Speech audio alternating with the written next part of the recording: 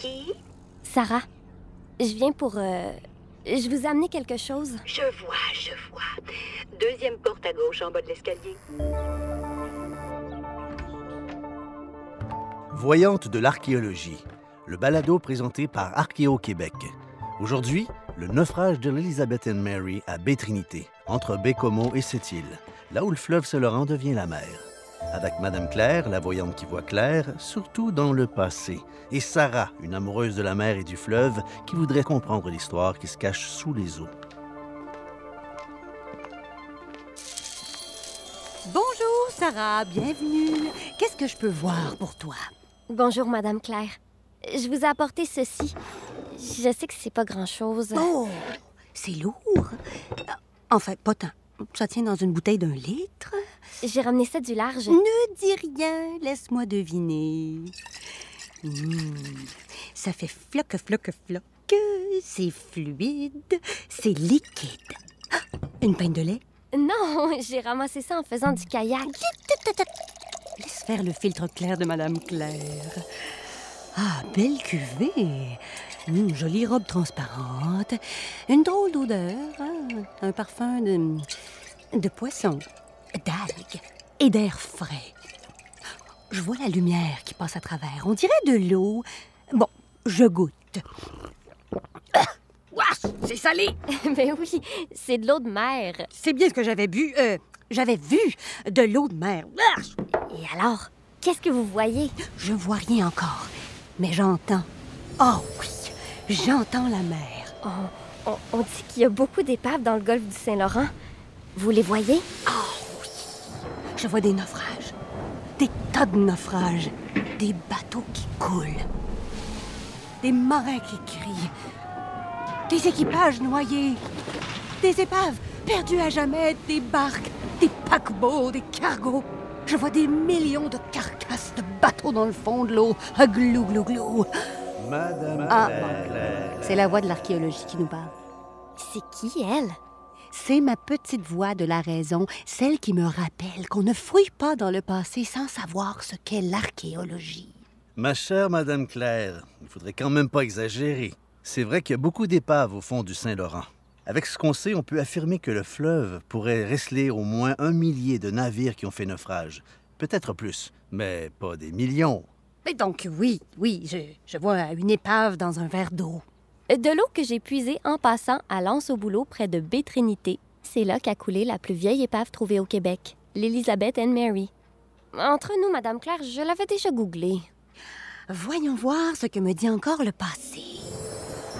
L'Elizabeth and Mary a coulé après une terrible tempête. Des vents à écorner les baleines, des pluies pires que les chutes Niagara, un typhon jamais vu dans la région. Oh oui, un terrible ouragan, un cyclone impitoyable, un tsunami gigantesque. Quoi encore? Madame Claire, je vous arrête tout de suite. Dans la majorité des cas, les naufrages sont plutôt des échouages. C'est-à-dire que le bateau a coulé suite à une action volontaire de l'équipage. Et c'est sans doute ce qui est arrivé à l'Elizabeth and Mary. On peut penser que le capitaine a fait échouer son navire pour fuir un incendie à bord. Un incendie. On va me faire croire que le bateau a brûlé dans l'eau. On a trouvé des traces de feu sur le bois de l'épave. En analysant la carcasse du bateau, les objets laissés sur place, les archéologues ont conclu que le capitaine aurait décidé de diriger le bateau vers la côte afin de sauver son équipage. Le bateau a donc coulé pour sauver l'équipage d'un incendie. J'espère au moins qu'il savait nager. Dans le cas de l'Elizabeth and Mary, la petite barque faisait partie d'une expédition militaire contre les possessions françaises lancée par Sir William Phipps, un aventurier de la Nouvelle-Angleterre qui voulait reprendre la ville de Québec pour le compte de la colonie du Massachusetts. Imagine ça, Sarah. On serait des Massachusettois à cette heure. Le bateau et l'équipage venaient du village de Dorchester, près de Boston. Des textes de l'époque nous ont appris que la flotte s'était dispersée suite à une série de tempêtes impitoyables à la hauteur de Tadoussac et que l'Elizabeth and Mary avait dérivé de sa route vers la côte nord. Ben, voilà, je l'avais dit, il y avait bien une tempête quelque part. Mais comment est-ce qu'on a pu savoir que c'était bien l'Elizabeth and Mary? En fouillant l'épave, les plongeurs archéologues ont découvert des milliers d'objets et parmi ceux-ci, certains étaient identifiés au nom de leur propriétaire, un peu comme quand on inscrit son nom sur sa boîte à lunch pour ne pas la perdre. Une écuelle en particulier avait les initiales du soldat qui l'avait emporté avec lui, mais aussi les initiales de sa femme. Il avait peut-être peur d'oublier le nom de sa femme. En consultant les registres de l'époque et la documentation historique, on a pu remonter jusqu'à son propriétaire et découvrir que celui-ci faisait partie de l'équipage de l'Elizabeth and Mary. Le bateau avait disparu en 1690, le long de la côte nord, sans laisser de traces. Au fil des découvertes, les archéologues ont pu mettre la main sur des dizaines d'initiales comme ça, sur des cuillères, sur des manches de hache, sur des fusils. Et si j'en crois l'eau que tu m'as ramenée de ton expédition en kayak, Sarah, les soldats de M. Phipps ont coulé avec leurs cuillères, leurs haches et leurs fusils dans les tréfonds des profondeurs abyssales de l'estuaire majestueux du Saint-Laurent. C'est plutôt tout près de la rive devant son chalet à Lens-au-Bouleau qu'un plongeur amateur a trouvé les premiers objets au fond de l'eau. Dans moins de 3 mètres d'eau et à peine 100 mètres de la rive. L'épave était très bien conservée car elle avait été ensablée. C'était une découverte importante car c'est la plus ancienne épave trouvée au Québec et elle contenait de nombreux objets intéressants cachés au fond de l'eau. C'est vrai que j'en vois des affaires qui n'ont pas d'affaires là, dans les mers et les rivières quand je fais du kayak. On a découvert des munitions, des milliers de balles, parfois encore dans leur emballage. On a aussi trouvé des bouteilles, des plats de service, même des souliers bien conservés. Il y avait aussi beaucoup d'objets plus personnels comme des pipes, des bols, des pots en faïence, des rasoirs, des peignes à poux. Des peignes à poux? On coiffait les poux à l'époque? Oui, des peignes à poux en ivoire, un objet rare qui devait appartenir à un membre d'équipage plus riche. Parmi les choses que les archéologues ont mises à jour dans l'épave, il y avait aussi une broche en argent qui devait appartenir à un milicien qu'il gardait en souvenir de sa chérie laissée derrière lui. On avait aussi retrouvé des morceaux de cuir, de la soie et des lainages. Mais à quoi ça sert de ramasser tout ça? Je te l'ai dit, Sarah, c'est pour mieux m'aider à lire dans le passé. Quand je vois un objet d'autrefois, comme une boucle de ceinture, eh bien, je peux affirmer que les gens portaient des ceintures. Et qu'ils avaient des pantalons. Une épave aussi bien conservée que l'Elizabeth and Mary, c'est un peu comme une capsule temporelle, une photo précise et en 3D de l'époque. Ça donne une excellente idée de la manière dont on vivait à cette époque-là, ce qu'on utilisait comme objet et comme outil. Les miliciens enrôlés pour attaquer Québec devaient fournir leur propre équipement.